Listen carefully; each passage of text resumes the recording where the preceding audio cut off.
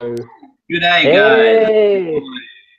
Good day, guys. I'm your average. I'm anything for views, and here I have young and up and coming iDubbbz TV. And I'm the great Kong Holio. And I want some special songs for my bunghole. I'm Pickle Rick. Say it again. Nah, say it again. Say it again. Because it overlaid. Oh, say it again. Sorry. Hey guys, I'm the great Cogholio, and I want Szechuan sauce for my bunghole. It's because I'm Pickle Rick, obviously. I'm Pickle Rick!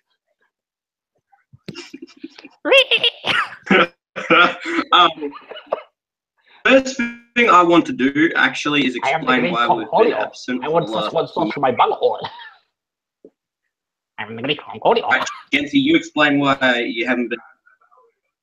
Well, guys, the reason I haven't been active on this channel is mainly because we've now retired the old iMac I was using to make videos and do the live streams. And probably one thing I hated about the live streams was that it would always distort and stuff. But as you can see, as you're watching this now, no glitchy overlays or anything. It's basically glitch free. This is a new iMac I'm using. It's a 5K iMac, and it's the most recent model. There's a few things I've had to sacrifice. Like, for example, I hate how iMacs don't include DVD CD drives, so I had to buy this Pioneer DVD CD Blu-ray burner from Pioneer. But it works really well, surprisingly. I was quite surprised with that. But I've been installing a lot of equipment on here, including what I found out why I had so many problems with bloody Firefox was because it wouldn't support Google Hangouts. So I'm using Google Chrome now.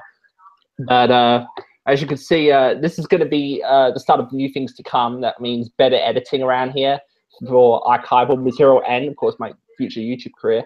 As well as I'm going to start learning to get equipment for streams so we can do more professional streams on not just YouTube, but other sites as well. I want to explain the reason why I've been absent the last month. The reason why I haven't uploaded a new episode was originally I was going to get Sam's movies, but because he's been busy with exams, that too. Another problem was I was going to do another episode 2 weeks ago, and unfortunately I got sick with the flu, so yeah, so blame the flu on that one. And then last week I was going to do an episode. We were both busy, so kind of, if you want to blame both of us. What do you want to talk about first? Well, you know, one thing I want to get through. There's a lot of things under discussion, but the first thing I want to get through, just so we can get it over and done with. Recently, iDubbbz TV, everyone's favorite cancer patient. I know it's been fucking regurgitated. But iDubbbz did a content cop on everyone's favorite Asian rice gum, pretty much. And in the content cop, iDubbbz called rice gum out, you know, for a lot of things, like the rape joke in some way. But track was good. What I do think with the flow was that iDubbbz, the reason why the diss track beat didn't sound good, I think, was because iDubbbz was kind of doing it to make fun of rice gum. Yeah. And his diss tracks sound terrible. Another thing I wanted to mention was when Rice Gum did his response video, Rice Gum pretty much didn't mention the whole thing with the diss tracks. He took iDubbbz out of context and tried to make it sound like iDubbbz said he was utilizing his studio, when iDubbbz said, really, you should be listening to your own shit. When he was making fun of his diss tracks for being bad, you know, saying that your diss tracks are bad, so it's not like fair for you to criticize other people on their music. Thing that Rice Gum didn't mention was, this is what I hated when everyone was doing the fucking videos, did not mention the part about Christian Burns in the content cop. That Rice Gum didn't mention the Christian Burns video, like no one mentioned it at all. Like Rice Gum did a video a long time ago. This was about July when the Christian Burns shit was kind of, you know, happening, right? Basically, Rice Gum made a video saying that Christian Burns should be, you know, should not be egotistical and should not be saying stuff about this security guard and telling him to kill himself and stuff.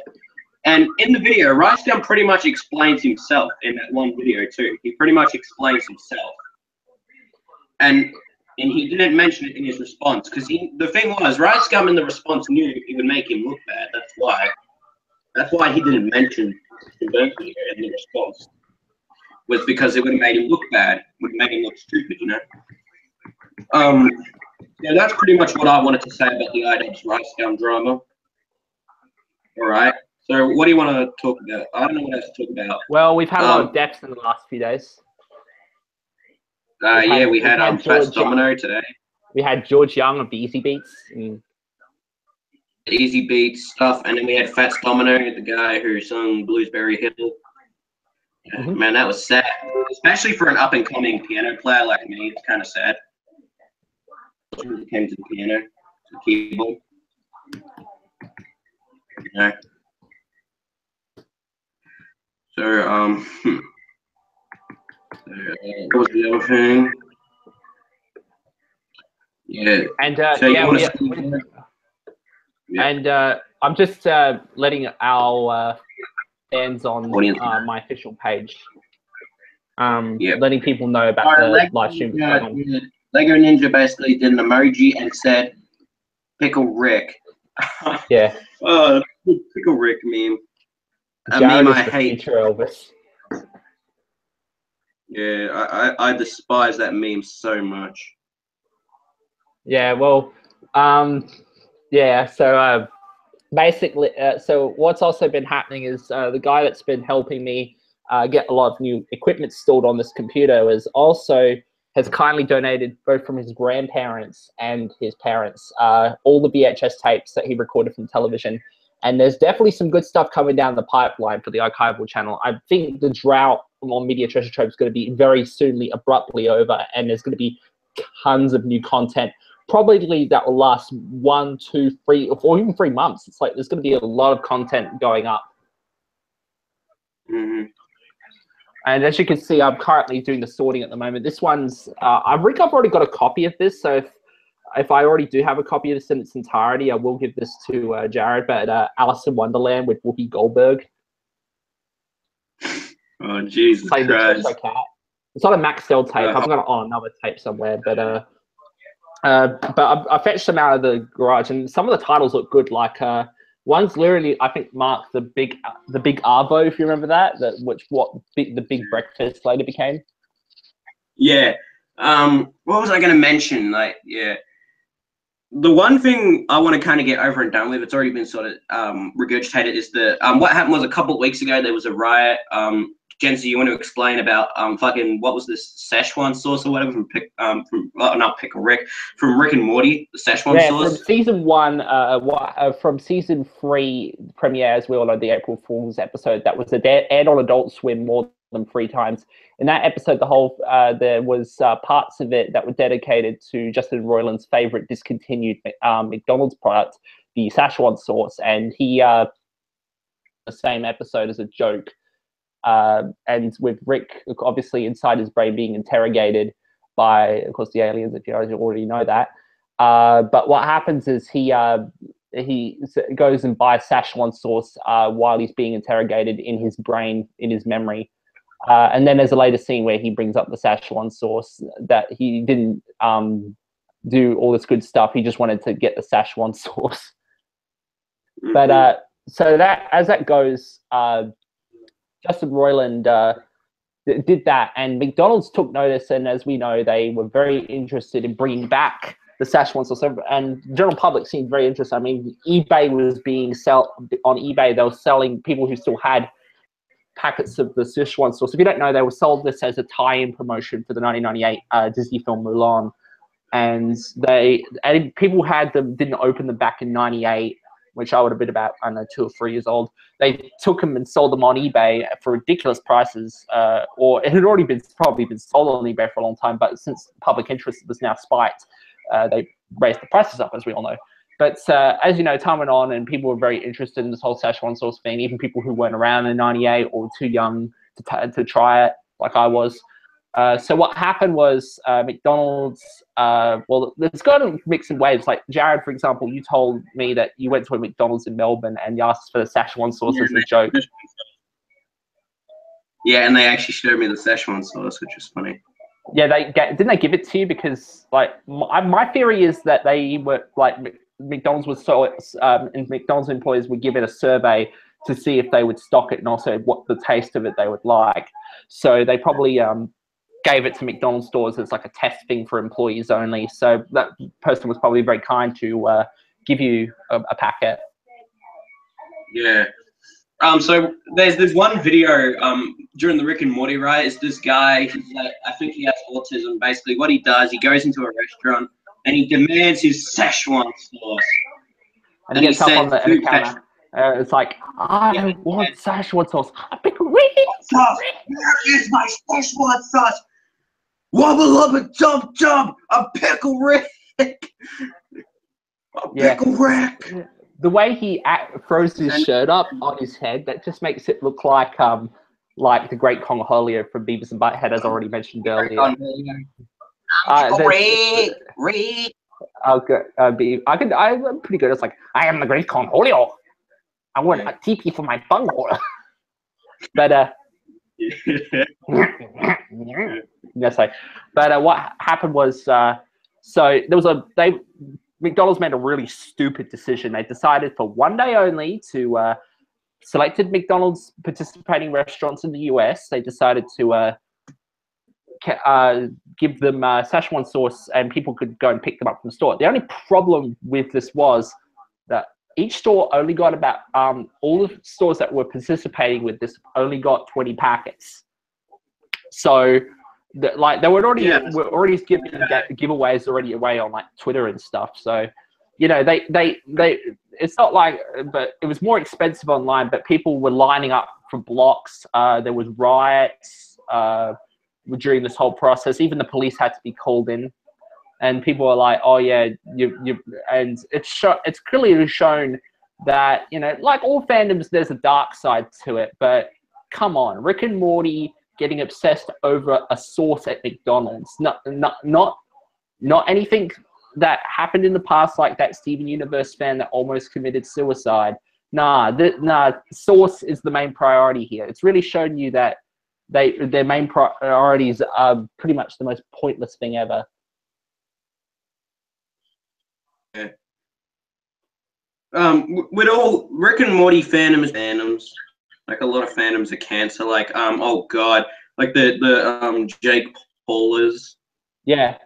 Meme of Jake Paul on Twitter. And everyone's just basically jumping on the hype train of the whole Rick and Morty fan base. Like, I mean, they're the most toxic too, man. They're pretty toxic. Like when I made a joke about H3 being Jewish. Yeah. I made a joke about H3 being Jewish, and all his fans said, "Don't be offensive to Jews. The Jews suffer." Some shit like that. Yeah, I was gonna bring up that moment and just comment. I was gonna comment that, and it wasn't just the whole Szechuan sauce fiasco. It was also the fact that a lot of commentary channels took the opportunity to take the pre-existing Musical.ly videos and pretty much go around about the whole cringy things about those. The only thing about those is that the commentary channels have nothing better to do than watch Musical.ly videos on purpose. I mean, it's an app that you install on your phone. The whole, like, basically, even you wouldn't even know if those Rick and Morty Musical.lys even existed, because they're sat on one app and no one has to buy it, So do they just go out of their way to find them, or? Like with the Musical.lys, that's the only one I think. I understand if it was in a compilation on YouTube, but commentary channels, I think PewDiePie did the best video. To be honest, PewDiePie did the best video. Yeah, it seems like whenever someone like iDubbbz or PewDiePie drops a video, you're guaranteed about 90% shit responses, basically repeating all the same points and basically half-assing the entire thing. And reciprocating, yeah. Like, I'm Alex. Yeah, we all know how they are. Well, their time will come. Don't worry about that. Yeah. Oh god. What was I gonna say? Like, and then the Rick and Morty, the Rick cosplay made a response video. Yeah, that was pretty. That was funny. when the Rick cosplay kisses the doll, the tongue kisses the doll and shit. All right. I want to read some more comments because I actually like these comments, guys. Keep the comments up; they're actually pretty good. Yeah, you're doing a pretty good job, guys. I mean, you're killing it. We have. Give me a sec. Hey guys, I'll be back in a sec. So also, there's been some other problems that have come up around here doing the archiving stuff. The thing is, we've also had, like, after 3 years, my Panasonic hi-fi stereo VCR decided to finally kick the bucket, and I'm still looking for a proper replacement. I'm still looking for a proper replacement at the moment, but the thing about it is that I'm currently using a backup unit that I've been storing in my garage for a few months. This is a Sony. Sony's pretty good. Sony SLV EZ7, and it doesn't have a remote control. I picked this up here in Adelaide on Gumtree, and I think I paid about $10 for it back in the day. And I remember the lady threw in a free record tape, which was Jumanji on Channel 7 and on Channel 10 in 2004 with the commercials, which was pretty cool. I think originally this was meant to be my built into my dad's hi-fi unit, but that never ended up coming to be. So he got a better one down the track with like hi-fi stereo, and I ended up taking this one in. Yeah, sorry about that. No, but as I was saying, pretty good comments. I'm going to read through now. We have from Movie Man Jace, and we have Jared is a good Elvis, true. And then another one we have is from Lego Ninja. Behind the meme hasn't killed the meme Pickle Rick. I'm doing lunch. Yeah.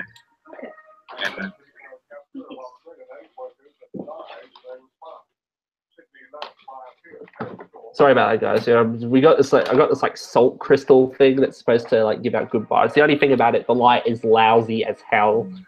It's really shonky. Yeah. What was I gonna say? So behind the meme hasn't killed the Pickle Rick meme. Like the Pickle Rick meme, even if behind the meme doesn't kill it, it's already been killed because I get no jokes. My Twitter mentions are full of I'm Pickle Rick. Like my Twitter mentions are full of I'm Pickle Rick. Wubba lubba dub dub. Wubba lubba dub. Behind the meme, I'm working on a video on behind the meme. At the moment, I'm working on a video of behind the meme and Gamer from Mars. The sad thing is that, do you know that guy who did the I wears my sash one source? He was wearing this shirt. I would like to ask if there's any Americans in this is the exact same shirt he wore in the video. I'd like to point out to any Americans watching, wherever he got it or whether you can get it in America. I didn't actually get it from there. There's a place that I don't know if you know this. There's a place that's similar to Hot Topic that doesn't sell toys or merchandise, anything, just clothes and stuff. It's called JJ's. This is where they were selling them. They had a few Rick and Morty shirts, and I chose this one. And I had a deal, so I was like, I'll get Rocco's Modern Life as well. Yeah, and I got that as a birthday gift from my parents. Yeah, as I was saying, with watching, it's I did not have to order this online. Seriously, you can get them in Australia. As I was saying, behind the meme killed Pickle Rick. No, he hasn't killed Pickle Rick. Shit. Behind the meme, I will explain more in my video. But what I hate with behind the meme is that he's like a normie and he tries to make memes seem appropriate. He doesn't He's one of those sort of channels that makes the Jake Logan Paul type content where they're family friendly and shit, and they don't swear at all. To say, if he had to make a video on Alex is a stupid, you know what I mean, then he'd probably censor it too. Yeah. Future Elvis and Roy Orbison. Hell yeah, Jace. Thank you, Jace, man, for the feedback. I was going to let you know. That we. Yeah. What the hell are you going to say? Yeah. The reason why I'm trying to kind of talk is the reason why I'm trying to talk is because of the music playing in the background, the Post Malone music. Reference Rico, you bastard.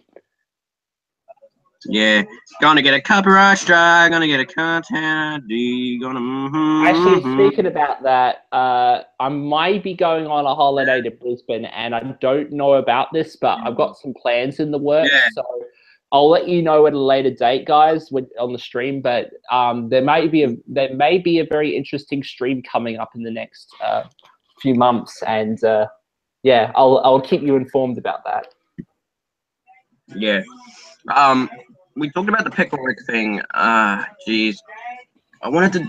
What happened was, during the time we left, during the time we were gone, I kind of got into beef with this one guy called Good Mate. Literally got into beef with this guy. I will talk about the latest movies I've been watching in a sec. Once the copyrighted music, man, I have to mute my mic.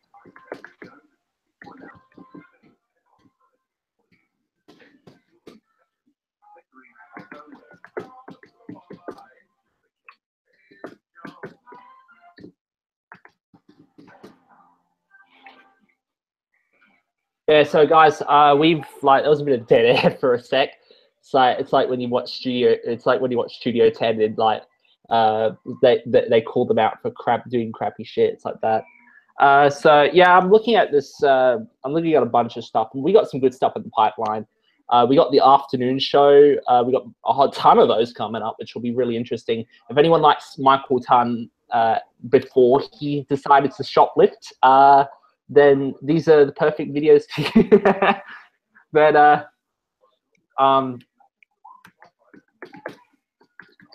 but yeah, I'm just typing something. I'm just asking a friend something. But as you can see, I'm just going through a bunch of material, and I'm also have to convert some of his home movies as well for my mate. So I've already done, I don't know, about 2 of them. I've still got a lot more to go. But I've just these are just ones I've found a lot of interesting material in here. I'd have to point out that we got some more ABC promos in the pipeline. We got some stuff from 2007. We got a bunch of stuff from 2004, I think, which will be very interesting to see, because I see that a lot of people, you guys really like the ABC Kids promos and stuff. Geez, man. As I was saying, Good Mate, I got into some beef with this guy called Good Mate, and basically he commented on our video about Daniel Trent Harry, was it? Harry, the most viewed video of the entire streams, unfortunately. And I know I'm gonna get more views just for mentioning the guy's name for like 2 seconds. So the guy commented on our video, and you know, he criticized us. There was some valid criticism, I will admit. But then some of it was kind of, you know, I showed you against it, didn't I? Good Mate, or whatever. Yeah, you did. Yeah, definitely. Hi guys. So I'm gonna read some of these now. I'm not gonna try and take his words out of context. I'll try and read it the best I can. So this is what he wrote. Who do these guys think they are? Honestly, their video quality is awful, and the way they talk about Play School's biggest fanboy, explanation mark, question mark. I'm sure they haven't met this young man and shouldn't be judging him. I've seen one of their videos where they talk about apologizing for criticizing a person with autism. What if this boy... Give me a sec.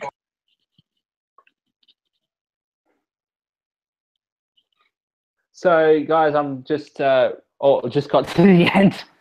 I just got to quickly go and grab something, because, as I just said, I just got to the end, and... I'll keep you informed about that, about what's happening. I just got to quickly go and grab something. I'll be right back. It'll only be 1 second.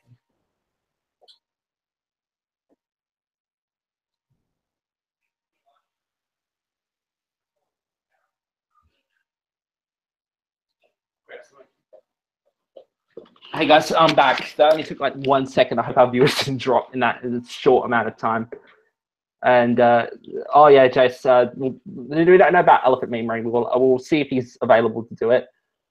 Yeah, I think three people watching. I've been trying to invite Elephant Memory for months. We will try and get him on for a future episode, hopefully, if he's available. You know, it'd be cool, get him to talk about what he's been doing, you know, with his career sort of stuff, if he's able to.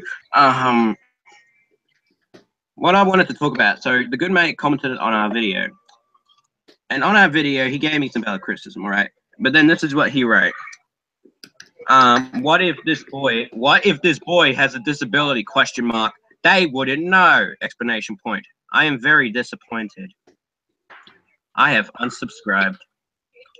So this is what he wrote, and I said, hey mate, instead of commenting shit, please come on our show and say it live if you hate us. Thanks, Jared.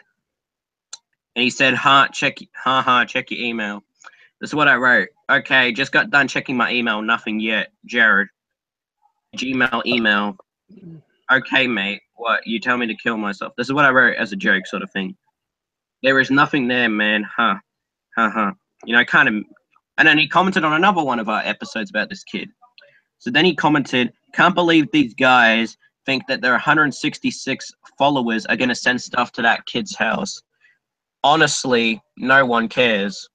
Newsflash, by the way, Aussies you by the way, I sent something in Facebook message. Don't read it out loud, but later. Don't read that loud, yeah. please. I'll read it later. Even that Dan kid has more subscribers and views than you. Get over yourselves, you prophetic trolls. I wrote, hey mate, the reason why I said this was because even though we are not big / claim to be, someone who watches the episode could do bad stuff to him. Look, I am not for bullying, but if you steal someone else's videos, you're going to get exposed by someone. Also, thanks for using the fact he has more subs than this YouTube channel. Jency nearly has 1,000 subscribers on his Media Treasure Trove channel. So by your logic, Media Treasure Trove has more views than subs, so no one should care about Dan we talked about in this episode, Jared. Oh, but wait, I should mention. Yeah, go on, mention. I was going to say, I was going to say that the whole, shit, what was I going to say? Oh, God damn it, I lost my train of thought. Yeah.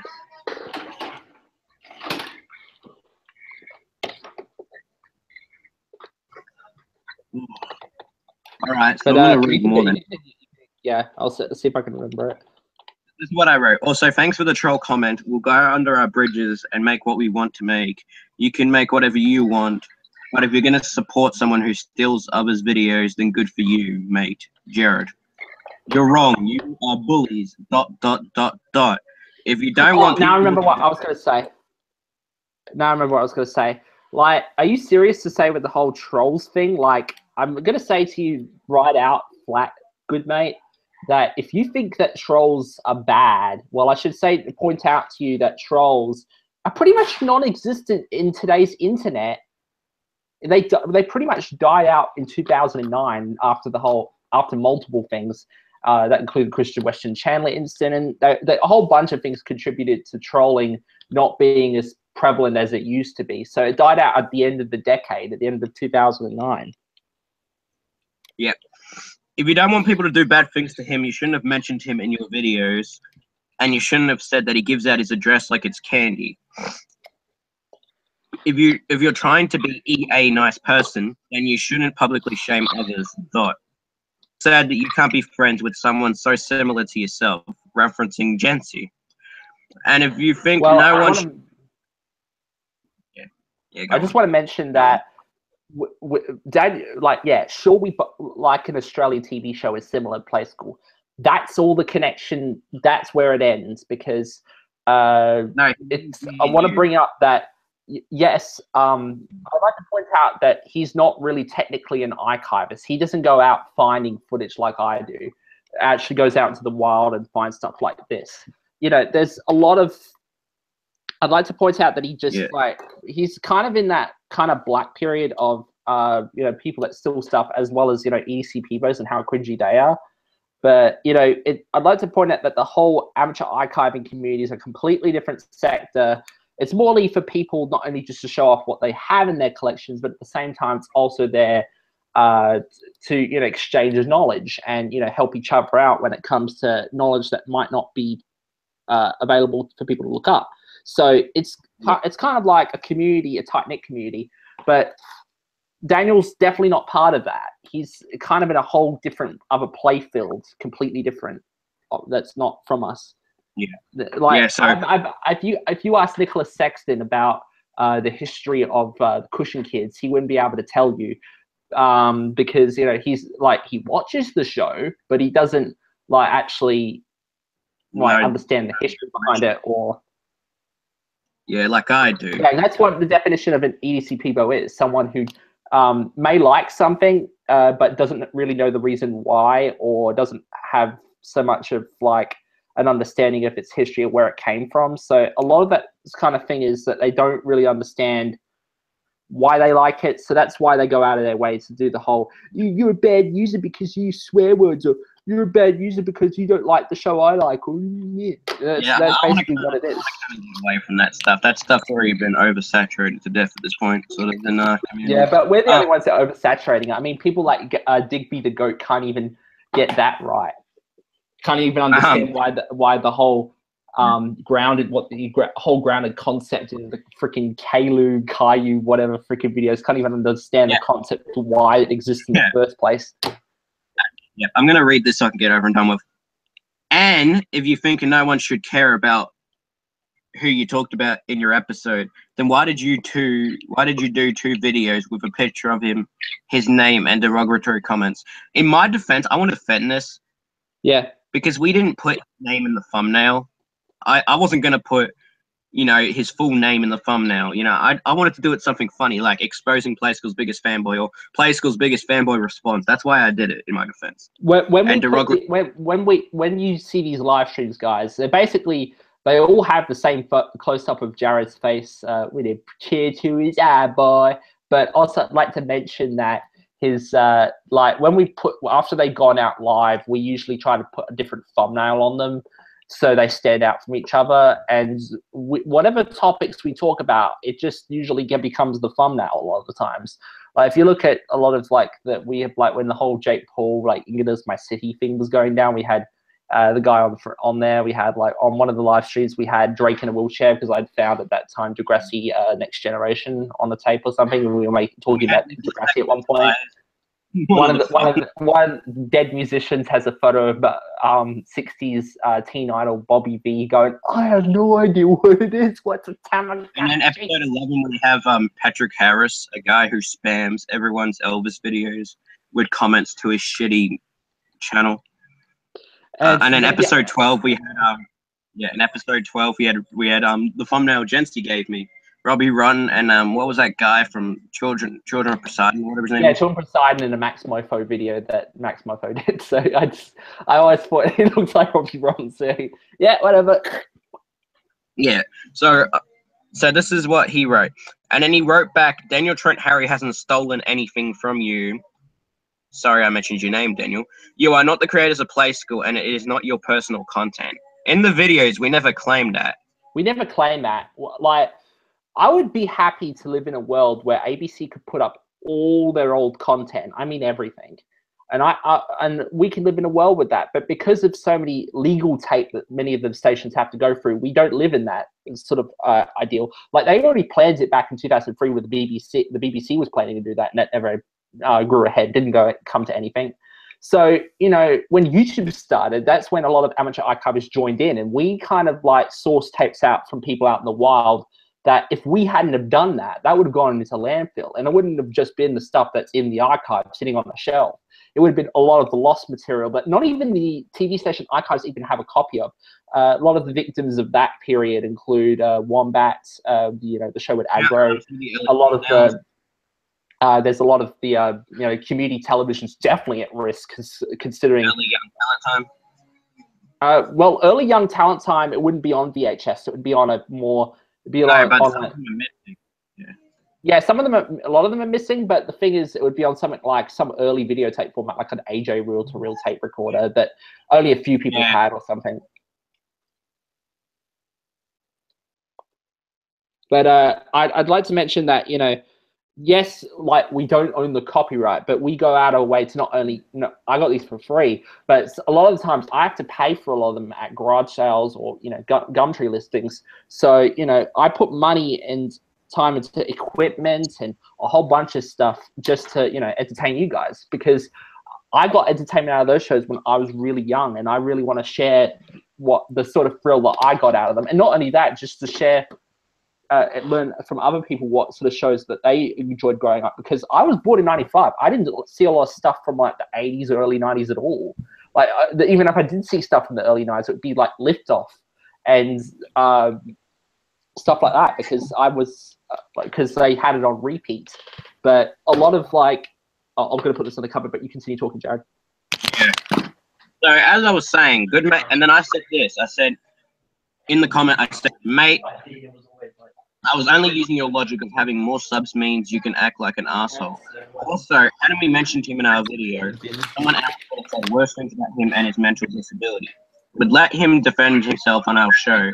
You're right. I shouldn't have said that he gives out his address, but he blatantly gives his address out all the time, even on his YouTube page. Also, me and Jency haven't changed. Let's go back into the archive in terms of these free donations that we got from my mate. So we got someone on a TAC, and it's 3 hours apparently. Someone just swallowed it and I had a max sleep. No labels or anything on it. Just no clear indication. There's pieces of sticky tape which I'll have to peel off later. When I got this, it hadn't been rewound, so I had to put it in my Porter deck, my Porter rewind deck, and rewind it. Yeah. So, and then this is what I also wrote responding to him. How do you know that I can't be friends with someone so similar to myself? ? Mate, I got friends who are similar to me and watch my videos, and they also tell me their honest opinion on my content. Stop acting like you know my life when you don't. You say I can't make friends. Why are you replying back when you have more friends than me? You are just twisting my words to make me sound bad. Good luck with that, man. Please do more research before saying that I put his name in the name of the videos. I didn't make any derogatory comments to him, and if I did, come on our show and show proof of this. Cheers, Jared. In the videos we made about him, I didn't say that he stole my content, mate. Are you going senile or what? This is when I was kind of angry. We never said that we play school. He made a guy who does TV archiving nearly go out of business by harassing him over and over again without being called by... It wasn't just one, it was two. But the second one didn't go out of business. Both of them didn't go out of business. It just cut off a lot of opportunities for those people. They put those... They don't go out of business. They just, like, the only thing that happens to them is... They nearly went out of business. That's what I meant. They nearly, because I said... They had to private their phone numbers, and you know the phone numbers are there for business. It's there for people to call to get archival, to put their names out there. But if they haven't got that, the traditional phone numbers, and you only have like email, and not everyone uses email. It's usually people like over 60 that don't use that. So it really cuts off a lot of lucrative business deals that a lot of people could have. Yeah, that's what I wrote. Nearly. I didn't mean he was ruining his business. We never said Play School was our own personal content, but because of Dan, so many people had to private their phone numbers and are losing business because of him. I think that his mum should look at what he's doing online behind the scenes. We are doing nothing wrong by talking about it.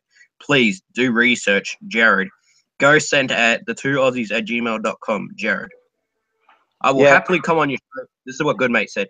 I will happily come on your show if you set it up. I said, yeah, okay, how about Thursday night? Is that fine with you, Jared? He said, I've read all your comments and you are embellishing the truth, which I will admit I kind of did. But in my defense, you attacked us at the wrong time, sort of. I will agree, I was kind of drunk when I wrote some of these comments. I was kind of, not drunk. No, I was kind of angry, sorry. I wish. I was kind of angry when he wrote these comments. He was kind of angry. Because I'm 15, I can't get drunk yet. Just to clear some shit up.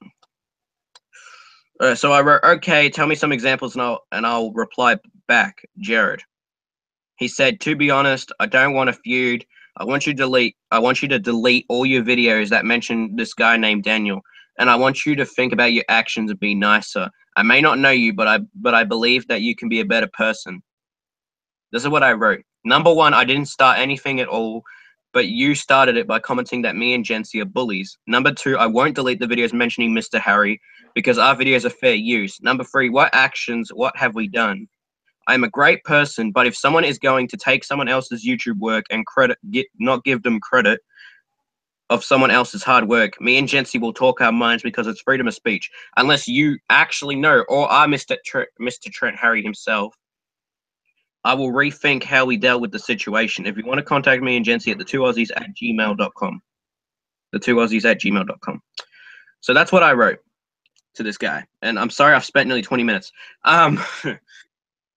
Yeah, so another thing that happened recently, this guy, one of my favorite people in the social justice warrior community is Milo Yiannopoulos. And he's this gay guy who basically, speaks his mind. He likes to speak his mind and shit. He spoke his mind and stuff like that. So what happened was recently Milo's been doing his tour in Australia to promote, I think it's his new book.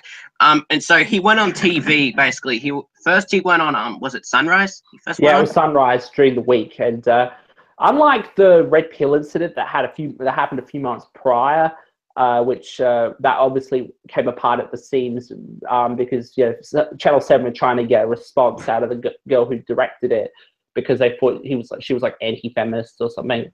And so what happened, and when that story fell apart, basically you think 7 would have learnt their lessons and they wouldn't have done that, try to redo that story in a different sense. But when Milo announced that he was coming to Australia, they decided not weekend Sunrise, but the weekday Sunrise with like Koshi and Sam, they decided to go and redo the story again. Basically, it's the exact same thing, trying to get the exact same outcome. And guess what? It failed again. Surprise, surprise. Yeah, and then after that, pretty much, when 7 got shit from the anti-social justice warrior community, they pretty much nearly had to apologize, so they never did. They never apologized. Yeah, that's typical TV fashion. They always do that. And then about 2 weeks later, he went on Studio 10? Yeah, he went on Studio 10 as well. And of course, 7, like, their outcome when it comes to, like, putting these stories together, they're kind of a side thing for 7 and 9. Like, it's not their main sort of stories. But when 10 basically based their whole network off it, I swear to God, that's what they do all the time. And basically, I think they do this because, like, once upon a time, they were very much catering towards every crowd. But of course, the second crash happened in '89. And by 1991, they rebranded their network as the Entertainment Network, aka marketing towards young people. So that's when The Simpsons came out, Melrose Place and all that. So when they started doing those shows, they were very much getting towards young people. Sure, they didn't get the big ratings like 7 and 9, but they in the 90s did get a strong youth audience, and that happened most of the 2000s. But when YouTube and other services like Netflix came along and stuff, took away all that viewership, took away all that audience, and less and less young people were watching television. Like, hell, I know a few people that don't even have TVs. That says a lot about society. So 10, when they realize this, they still do reality shows aimed at, well, this traditional cookie cutter sort of target audience is in more recent years known as the traditional. It's always been known as the traditional youth market, or that the old models are blown apart. So pretty much today, it's now seen as the dumb young shits that don't understand what they're watching half the time. So they still kind of do those shows, but they kind of have a hidden programming aimed towards people who are like SJWs, and they do these stories nearly all the time. This is basically how 10 gets their viewership nowadays. Oh yeah, like when they got Peter Lloyd on Studio 10 and they laughed at male suicide. Yeah, they basically try to cover up any real statistics about male suicide or anything like that, and basically try to demean it and say like it's only happening in rural areas. One of them said, but what happened was, this is basically it is happening. This is happening out in the world, and it's not just people Studio 10. It's like female comedians do this daily, and they don't realize what is actually going on. And even if they do realize what's going on, they'll still continue doing it.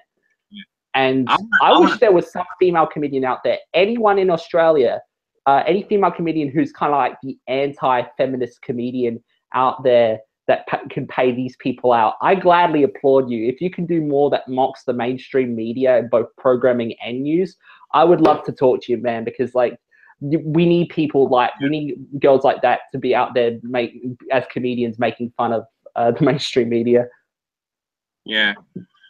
The problem we have, man, I want to talk about it because I'm really into the political sort of stuff. You know what I mean? I'm kind of political. I'm more on the like side where I think I'm political as well, but I'm also against like I'm also like I believe that the mainstream media can do good television shows. They're just not taking the risk anymore, and ABC are taking risk with their programming a lot of the times. But they kind of, because the commercial stations aren't picking up the slack of making good content, they drag them down with the sinking ship as well. Yeah. What I want to say is the problem I have, man, is I think the reason why males are committing suicide more, this is my honest opinion, don't believe it if you don't want to. I think the reason why is because of female comedy, the way they shit talk man and slender man, you know, lie about men. Yeah, slender. You could have also done an iDubbbz Slender Men Gangnam Style there, right there, dude. No, dude. No, but as I was saying, like they lie and you know manipulate stuff about men. Like, man, you know, like females say they have it hard. You know, for example, right, when a female gets abused, they can, you know, people will actually believe. You know, people go, yeah, I feel bad for her. But when a man gets abused, they call him a pussy and they laugh at him, bro. Like it's nothing. Well, I was talking about this with my parents last night. They were saying about that they rather care about the big statistic of abuse, right? And then like we'll get to the second smaller thing about women abusing men. I don't understand. Why do you have to like divide it by gender? Why can't you just tackle the issue as a whole rather than this big statistic? Wouldn't it make more sense in the long run? And at the same time, I'd also like to bring up that that, you know, when a lot of this is happening, like I'd kind of say, what I was going to say, but what I was going to say was that this whole shit, what was I going to say? Like I always lose my train of fucking thought. Okay, but what goes on is they don't, like in the early years. What I've now realized what I'm going to say. In the early years with a lot of these feminist comedians, when they first started out, when feminism wasn't so much like as it is now in terms of how bad it's getting, and like Rivers, like 60s was when feminists sort of came into comedy, like Joan Rivers and stuff like that, and Carol Burnett. And in Australia, we had, you know, Wendy Harmer, who was the host of The Big Gig, and she was also on like the Gillies Report. She was really good. She was a female feminist comedian that was actually funny and doesn't exaggerate too much on the whole anti-men thing, and does it. And even she probably doesn't even do that. She probably is like agrees with the whole process of both equal rights for both men and women. But the problem, women and men, if you really want to go down that trip. But I want to just bring up that with the whole, like, and then you also had Judith Lucy, who was the second season of The Late Show. She was fantastic. I mean, I loved a lot of the stuff, not just some of the observations she made, but also some of the facts that she was like. There's this one where they, I think, paid out a guy that was like being sexually creepy to her, her and Jane Kennedy, and they made fun of the cab driver live on air. And there was another episode I remember there was another one where she paid out op shops and an op shop magazine or something. And yeah, I'll be there in a minute. Anyway, she paid off. She made fun of like, it's like they basically don't want you have to throw anything out. It's like, oh, we can hey, you got a piece of string there, some sand and a rubber ball. You can make a pretty nifty toy out of that with some sticky tape. Yeah. But you can take over while I have tea. Yeah. All right. What I wanted to say regarding my opinions on feminism, the problem I have Chris, now too is. Hi, Chris. Thanks for joining us. Yeah, thank you. One thing I wanted to say. I'm having tea. Yeah. One thing I wanted to say actually regarding feminism, right?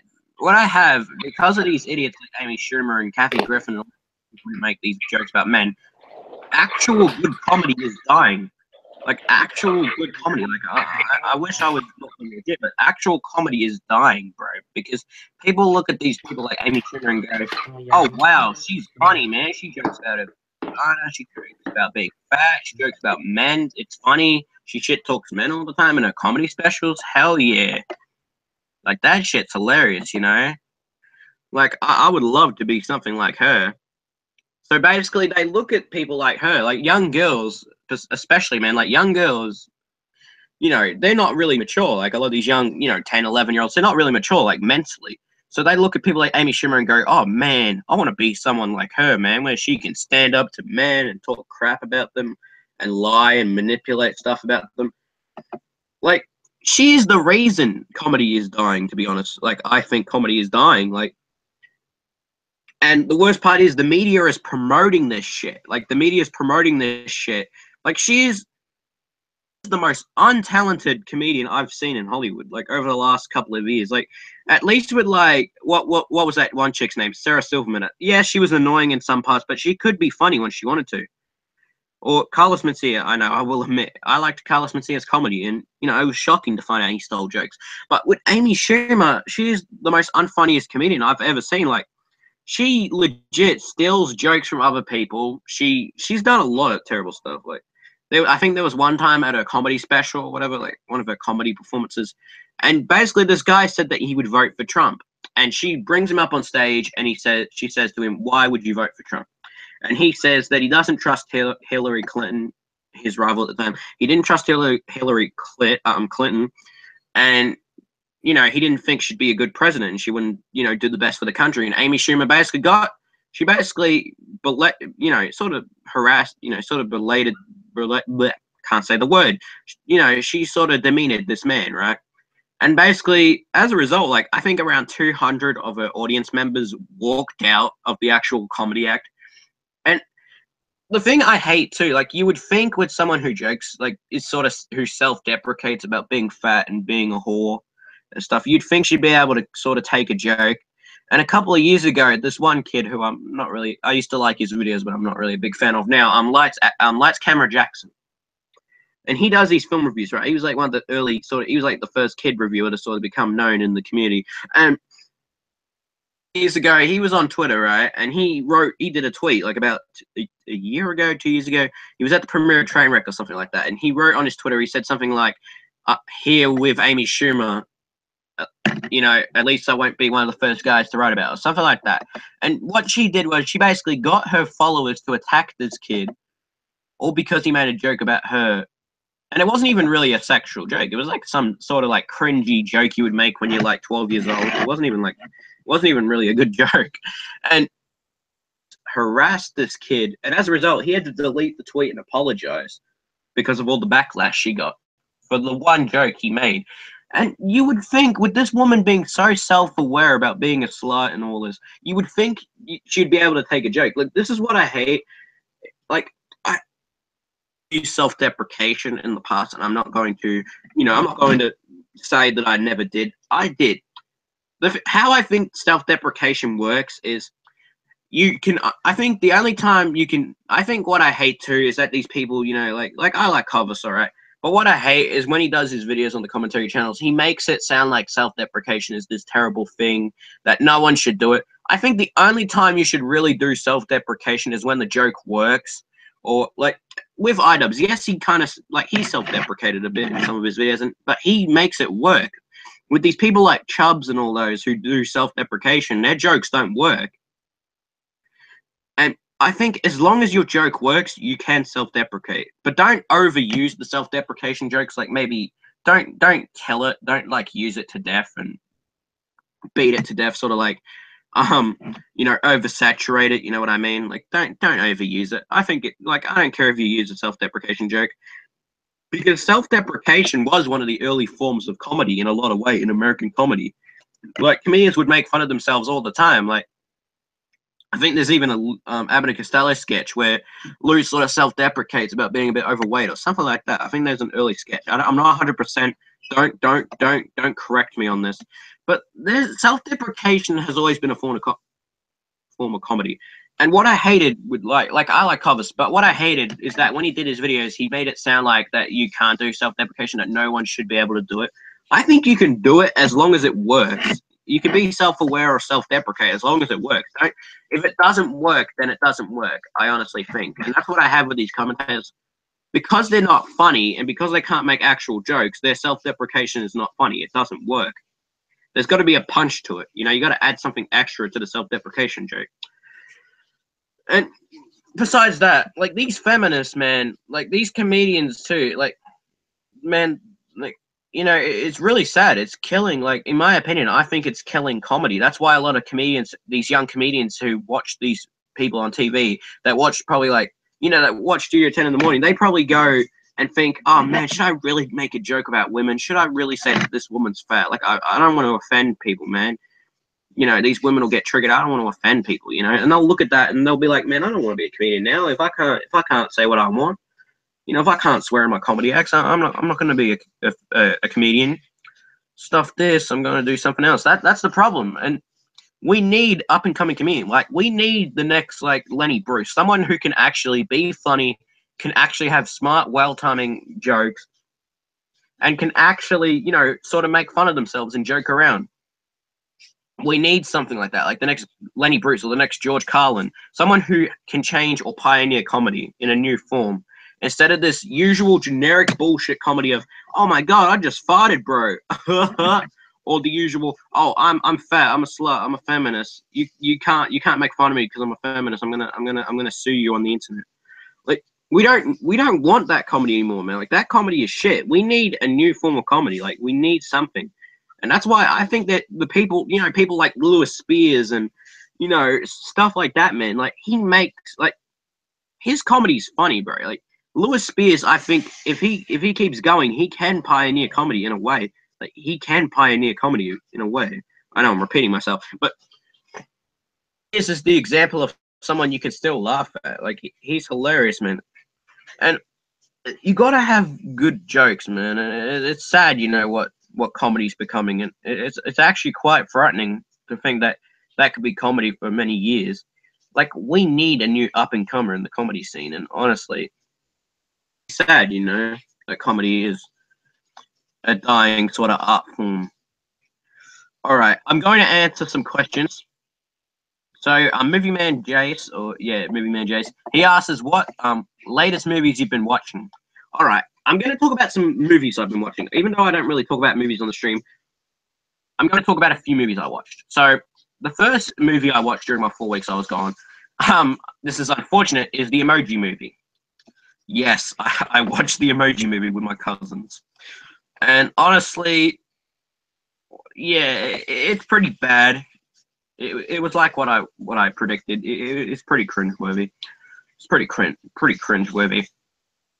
And then another movie I watched after the Emoji Movie. I've been watching a lot of, like, classic. I've been mainly watching a lot of comedy specials. I haven't really been watching movies.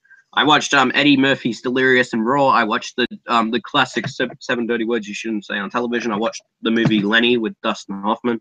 Like, I was watching a lot of sort of comedy stuff. And another movie I watched was the John Wayne movie. I watched what was the one movie he did? I'm trying to think. I'm looking now. I watched The Quiet Man with John Wayne. And another movie I watched, this movie, believe it or not, is a pretty good movie, man. I'm gonna watch it again tonight. It's a movie. It was a YouTube movie, right? It's, you know, My Chonny from YouTube. You know, the Asian guy, My Chonny, the one who sort of, you know, makes jokes about him and his Asian family. He made a movie last year, and it was based off a play, and it's called Sucker. And basically, it's about this young guy who basically, you know, is very good at playing his cards, right? And, you know, all these people like criminals and all those, they look at him and go, man, we need to, you know, promote him and stuff like that. So they promote him and they say, man, no one can beat him, right? So that's pretty much the movie synopsis. And man, it's a good movie. Like, if you want to watch like a good YouTube movie, like, there's been so many terrible YouTube movies. If you want to watch a good YouTube movie, definitely watch Sucker with Mike Tony. Like, man, that is a good movie. Like, a lot of people will say, oh, but Jared, you said all YouTubers make shit movies in one of your episodes.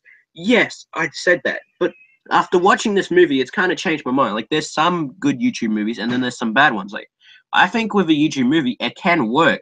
The problem I have is that they get these YouTubers who are untalented, who don't really have no comedy or acting abilities, no comedy timing, no talent at all, and put them in a movie that's shit, like Not Cool with Shane Dawson, or oh god, the Surviving, or what that one is with Logan Paul, The Surviving or whatever. Will Logan Paul survive? You know, like, they get these people on YouTube, like Not Cool or the Janoskians. Yes, they made a Janoskians movie, and unfortunately, I watched about 30 minutes of it. It's pretty bad. there's this guy. I've been talking about Lewis Spears. He did a review about 2 years ago, and it's a pretty good review, even though it kind of holds up a bit. And this review, he kind of reviews the Janoskians movie at the time, and man, the movie's bad. Like, because I couldn't really find, I had to go on Netflix, and I watched it, and I turned it off after 30 minutes. Like, it's pretty bad. Recently, besides Sucker, it's a pretty bad movie. Pretty much, it follows their, I think, US or British tour, and pretty much, they can't sing. The guitars are not strapped. The microphone's unplugged. They're lip syncing. Like, it's pretty bad. And there's even a part where they play the kissing game. Like, they're 21-year-olds, right? Like, they're adults, and they're playing the kissing game with like 13-year-old girls.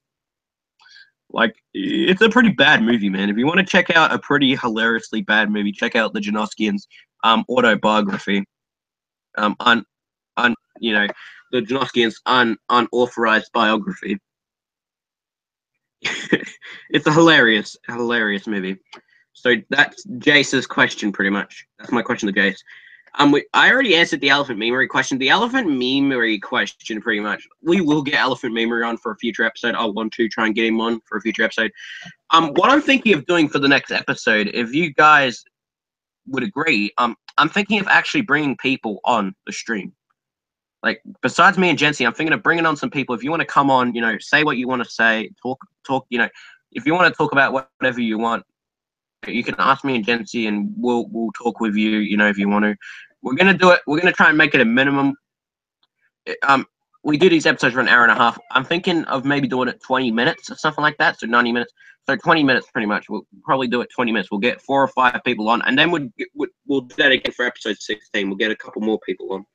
So we're thinking of doing that for the next 2 episodes. For the next 2 episodes. I'm going to ask Jency, and I want to make it 100% first. So when Jency gets back, I'm going to ask him the idea, and if he thinks it's a good idea, then yeah, then we'll do it. So if you guys want to come on for the next episode, that'd be pretty cool. That'd be pretty cool.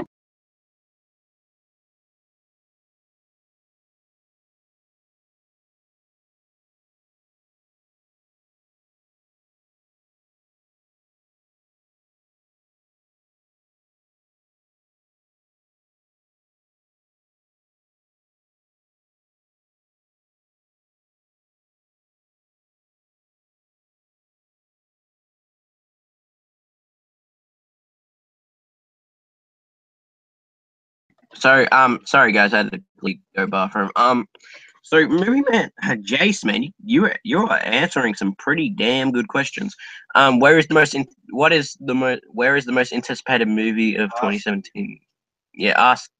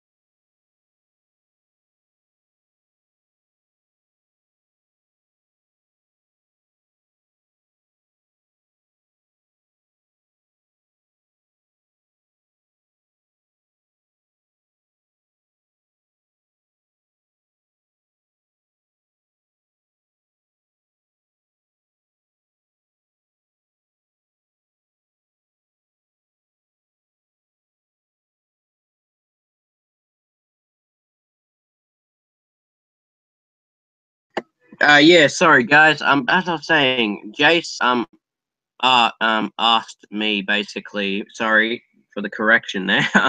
Actually asked me, where is the most anticipated movie of 2017 coming? What Jason is mentioning here, Jace is mentioning, he's pretty much mentioning one of my future videos I'm working on at the moment. And this video is going to be sort of an exposed video.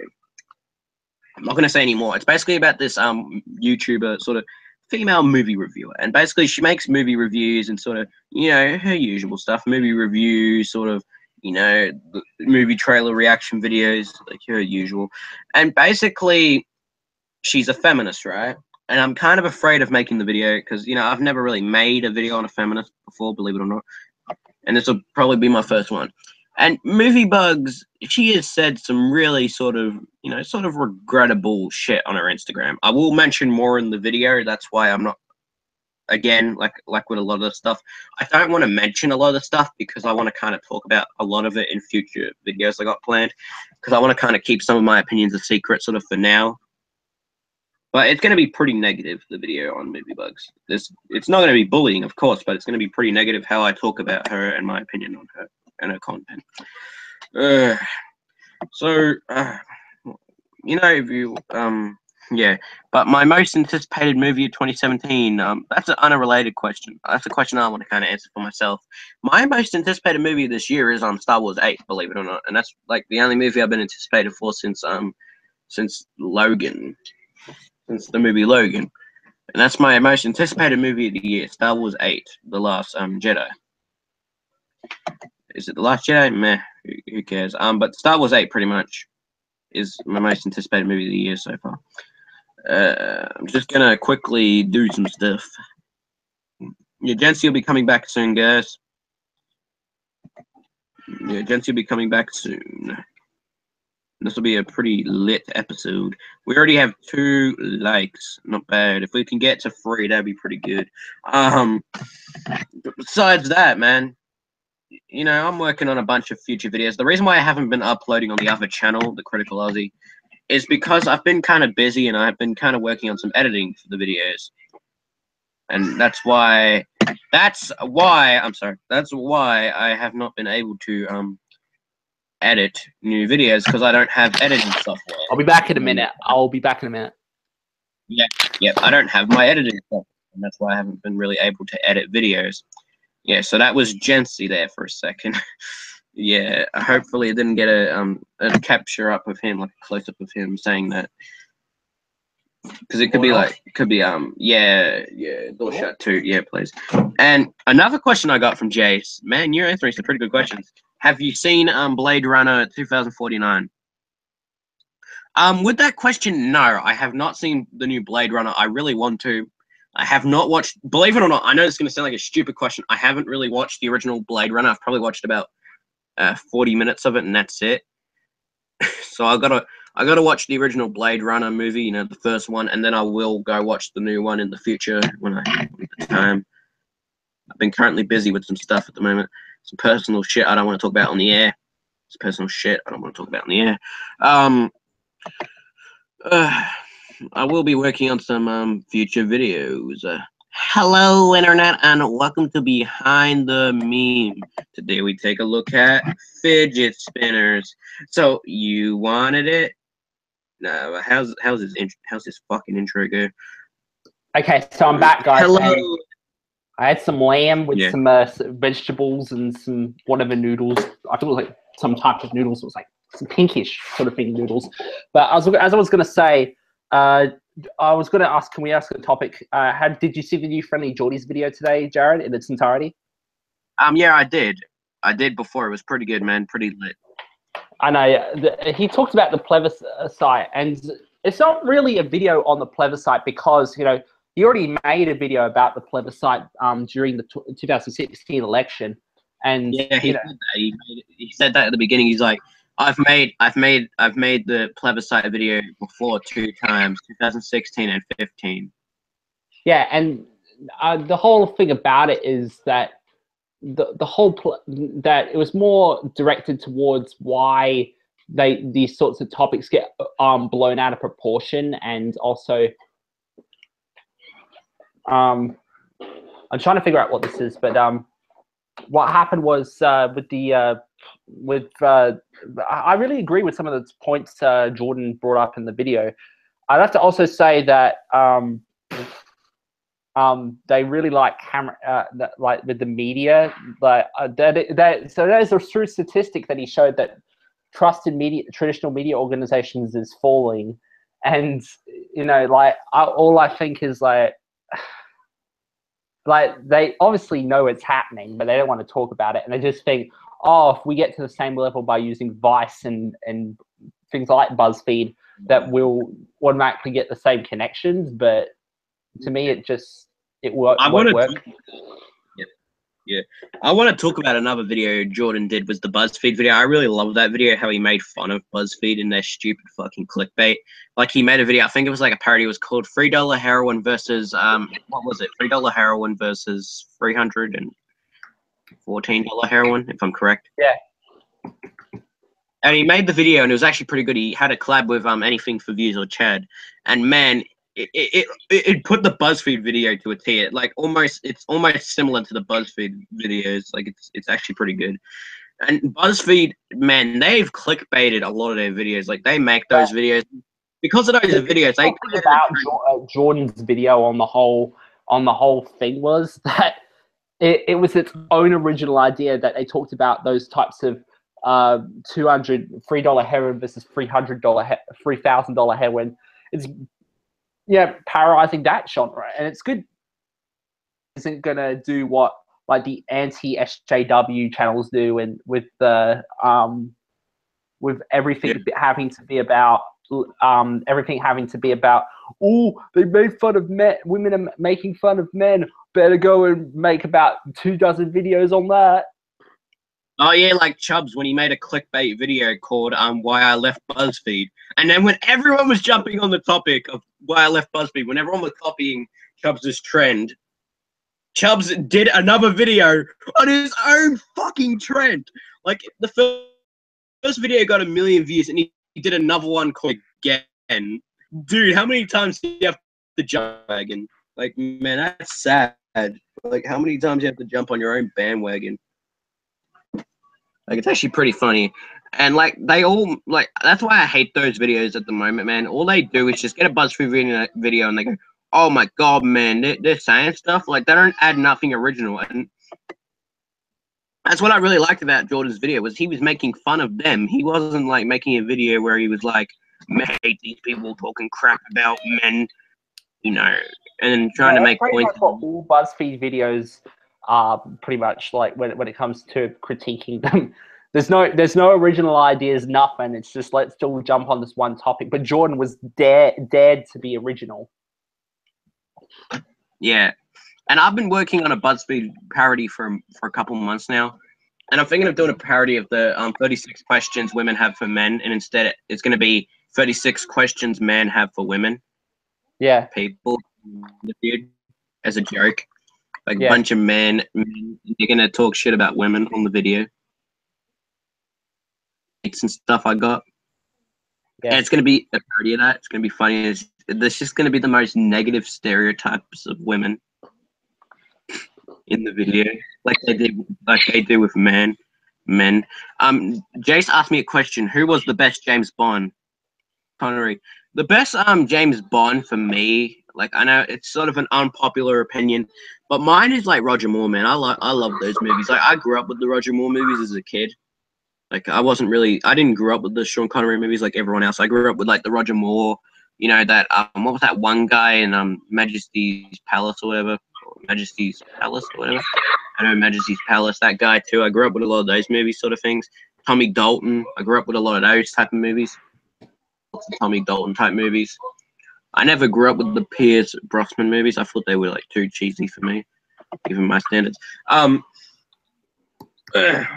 You know, with Jordan, man, that video was pretty good. Like, and what I hate with the BuzzFeed videos is that they add nothing new to the topic. They just repeat themselves and go. Like, I literally saw 2 videos, right? I saw one video by Toon, and this guy, he's sort of a meme in the community. I like this guy, right? He makes good videos. Like, he makes good feminist videos. was that in the video he was sort of copying points from this other guy who I really watch, who I really like, and I'm like, dude, man, I'm sorry, like, you're a cool guy, but that is unoriginal as fuck. At least try and make new points. I would love to do collabs with Friendly Geordies. That would be my dream to do that. My dream for a collab. Because someone asked me that on Twitter. Someone asked me that on Twitter. Who would be your dream collab? There would be a few for me. Lewis Spears would be a collab. Obviously, anything for views, I'd love to do a collab with him. He's a sick cunt. Another one would be obviously, like Jency said, Friendly Geordie. And another one I would like to do. This is 5. And a 4th one I would love to do for a collab would be Sam's Movies, obviously, because he's in the YouTube community. Sam's Movies would be another collab I'd like to do, and a collab and another collab I'd like to do is obviously with this guy I really like. He's from Lithuania. Sorry, I can't say the name. Tupakius. Yeah, he's from Lithuania. And he basically makes good videos, and I really like his stuff. I'd love to collab with him on one of his videos one day, on one of the episodes of The Kings of Cringe. That'd be cool. I'd like to do one. Talk about the Go Anime community. I'd like to do one with the Cinema Snob. Yeah. There'd be a few collabs with me. Like, those are my main collabs, sort of. Love to do a collab with, bro. Like, he's like one of those people who I still think makes original content, in my opinion. Like, Sam's Movies is one of those people who I still think makes original content. Yeah. Like, at least he tries to do something. But I'm sorry, Sam, you're a cool guy. I had a problem with your new video. What was the one? Childhood traumas. Childhood traumas. The whole idea of childhood traumas is for you to like go into your memory bank and retrieve things that you saw in movies and TV that actually scared you. And you know, we're all different as people, but he decided to just do to do stuff like the Willy Wonka tunnel scene. He just did ones that scared other people rather than what scared him most of the time. What, like, for me, I want to do a video on childhood traumas. That's going to be for Halloween next year. But like, I liked the video. The problem I had was that he kind of used a lot of the same stuff, like Willy Wonka, sort of like if you maybe said something like, one thing that used to creep me as a kid, believe it or not, was that one movie, Little Monsters. Like, I know it sounds stupid now, that movie, Little Monsters. Yeah. Sort of creeped me out. Like, that one scene in the movie kind of creeped me out. It's a good scene there. You know, but there is one thing I do have to agree on you, Sam's Movies, that, like you, I was scared of Grizzly Tales for Gruesome Kids. I was scared of that. And I used to run out of the room a lot of the times. I would never sit through a whole episode because it just used to get so fucked up. And until this day, I still can't watch an episode. Like you, I still can't watch an episode without having it shivers down my spine. Because it used to be on, remember, ABC Kids used to have it out like 5:55 p.m. in the afternoon. It used to be like the last show of the day before it got kick over to the adult stuff. And yeah. I remember they used to have something earlier that was on called Freaky Stories. This is a little bit before your time, but I remember that used to be on, and I think it might have been very similar to Grizzly Tales, but not as scary. I'll have to look it up just for reference, but this would have been in 2001. I would have seen this show. Yeah, as I was saying, yeah, Filmmaker Dude is gone by Jace. Man, from Jace, sorry. Filmmaker Dude, man, even like, if he comes back one day, does a comeback, I would love to like. He's one of those guys I really like in the community. He had originality, but the problem I had with him in the end was he was kind of jumping sort of bandwagons. In the end, that's the one problem I had. Like, that's what I hate. Like, I understand you want to grow big, you know, and you think the way you can grow big is jump on a bandwagon. Like, you know, I think out of all of them, Clovis has kind of proved that you can become big by not jumping on a bandwagon. You can become more bigger because he has nearly 1 million subs. Like, he's got like 500,000 subs nearly. No, he has 500,000 subs, I think, or over 500,000. I don't know how it works, but he's got a lot of subs at the moment. He's been growing because, you know, not just from Keem sort of promoting half of him. I think he's grown, mate. He's grown mainly because he's been original. He's not fucking doing the commentary shit of, oh, hey guys, I'm gonna just make a BuzzFeed video and pretty much spew out the points over and over again. All right, I just went and sifted through an episode of Freaky Stories. Fun fact: Freaky Stories was not actually scary, unlike Grizzly Tales for Gruesome Kids. That was actually scary and would literally make you shit your pants. Freaky Stories pretty much was just some kid basically telling a story. And spoiler alert, none of the characters, as far as I know, don't die at the end of them. Because I'm going off like 10-plus-year-old memory. I'm going back to like, I don't know, 2000, 2001 when I was really young when I saw these. But no, fun fact, whenever they encountered these murder things, they never got killed. So Grizzly Tales actually did what Freaky Stories would never do. And I would mention also to the fact that there was a lot of stuff that they slotted at 5:55 before you went to adult shows. You had show Feral TV on repeats at that time slot. And I would kill to find someone who recorded those at like 5:55, because a lot of, there's like half the library, or even like, I think 70% is missing from YouTube. Because they made over 50 episodes. Yeah. As I was saying, like, I don't know what to really talk about, man. I'm thinking of what to talk about for this episode. I think we might have to end it off here tonight. I don't know. In a minute. Like, when like, no, as I was saying, man, like, before when you were gone about, you know, how comedy's dying, honestly. It is good in some parts, but not in all parts. That's the problem. It's mainly the problem is comedy is mainly on the ABC, but there's a lot of comedies that people don't know about because they don't get good promotion. Like, as I said, you know, TV stations will pay millions of dollars for a project or The Bachelorette posted on the side of a bus, but ABC don't get those opportunities, and thus the show doesn't get discovered by a large audience. That's the problem. Yeah. I'm just going to title the episode Rick and Morty, to be honest. That's why it kind of gives off the illusion that all TV is shit because of the shit being promoted more than the actual good programs. Yeah, we already kind of, I don't want to repeat it. As I was saying, I wasn't really talking about TV. I'm talking about comedy in general. I think is kind of dying off as a form because of these people who make those, because of women who make those jokes about men sort of all the time and don't add nothing new. Just make jokes about their vagina and their tits and being fat and being disgusting. Like, there's nothing new. Yeah, well. And we need someone like George Carlin or Lenny Bruce who pushes the boundaries of comedy. Yeah. We need someone like that again.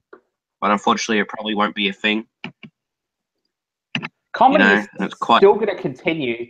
Like, comedy comes in waves. There's dark periods and good periods. But the problem is with comedy is that a lot of TV stations aren't giving the opportunities to young people to get on TV. Like, I swear to God, look, anyone under 30 on television is going to be portrayed as an idiot. There's going to be no smart young person, not one single smart young person under 30. And we give all the jobs in Australian television to freaking people in their 30s and early 40s, like Wally and, you know, Will Anderson. And they give them all these jobs, but we can't get jobs because TV stations are denying us jobs. Yeah, you know, and you know, it's quite sad. It's quite sad with me thinking this, but I used to always think, like, I always wanted to have a comedy show on TV. And me too, but a lot of the jokes were going to be making fun of different things that sort of are not talked about on TV, like YouTube drama and shit in general. You know what I mean? Yeah. And the problem is because you know, TV is kind of changing. It's like it wouldn't work because TV probably wouldn't like it. Well, we could get away with something like The Project, like Chase's War and everything, back in the 2000s. But because of that Make a Realistic Wish Foundation skit, it's basically crippled the comedy department at the ABC. And now they're scared to put something that might be too controversial to put out. So I don't even think it's in their guidelines. Like, if anyone knows at the ABC that it was just a meeting and wasn't actually written into their guidelines, and it was actually just a standard meeting that into the guideline handbook that the ABC uses, explain to me, you know, that's just only a theory. I don't know if it's true or not. It's just, I'm thinking that there's kind of something going on at the ABC that that it's not actually, you know, the guideline rules telling that. It's people who don't really have an official status at the ABC that are higher up. It's basically lower down people that don't really have an official status and thus don't have a contract, don't have the right to judge what is and isn't allowed to go on air. You know, the thing I hate too, man. No, as I was saying, the reason why I think ABC sort of is kind of not like they used to be, I think it's because mainly they're probably afraid of the backlash, like with the chasers. Yeah, well, basically the project came in around the same time, and basically they came in their moral high horse. And the problem with that was when it came in, it basically gave off the illusion that there was still satire, but there wasn't in reality. It was basically just bland satire. Like, I just came back from Blunt Tea and I just saw a joke that he made about the comedian making a joke about peeing his pants. I was like, oh, is that really supposed to be satire? Wow. That makes my 3-year-old laugh. Wow. But I just think laugh. Well. But I'm just thinking to myself is that people are tricked into thinking that's actual satire, but it isn't in reality. And you'll see a lot of stand-up comedians on the comedy circuit that hate the project with a burning passion. And I think really what partly killed the ABC department is when they let Charlie Pickering do a show on the ABC called The Weekly. And I think that really overstepped the line, because basically they were trying to fight fire with fire. They'd already had massive budget cuts from the Liberal Party. They basically were scared. And that's what affected both their news department and partly their comedy department, was they were trying to fight fire with fire. But the only problem was that it was devaluing the ABC and what they stand for, and it's slowly decaying. It's very slowly, and basically, I don't want the ABC to become like that. Basically, that's what made the ABC so original to me, and to see them become like the commercial stations, it just makes me lose hope in television. However, I mean, I like a lot of Cartoon Network stuff over in America, but you know, it's like, why is our country so alienated towards this stuff? Yeah, man. You know what? I'm gonna kind of end it off here tonight because I don't know what else we can talk about. We're kind of done. All right, guys, this is pretty much it. I want to say one more thing to Dempsey. Would it be all right for the next 2 episodes if we actually got people on the show to have their own, if they want to ask us a question live on the air or talk to us about something, you know what I mean? Would it be all right for the next 2 episodes? All right. So yeah, guys, that's pretty much it. Please go check out Jency's channel, Media Treasure Trove. I will check it out on the YouTube channels page, on my channel page. Yeah. Go check out. Also, please check out my my Twitter. You know, there's some pretty good shit posted up on there. Some pretty racist jokes occasionally. Hopefully you enjoyed this episode. Sorry it wasn't really a long episode, but hopefully you enjoyed. And this is pretty much it. Thank you for staying with us throughout the episode. And thanks for the support. Hopefully we'll be back on the usual grind of making a new episode every 2 weeks. That's going to be our usual grind. Every week, who knows? Yeah, probably not every week. The problem is with every week, guys, people. The only reason why we haven't been uploading every week is because there's nothing really new to talk about. We get bored, you know, there's nothing really to talk about on the show. So we might come back in the next 2 weeks. So until then, we'll see you then. Right, see ya. Bye.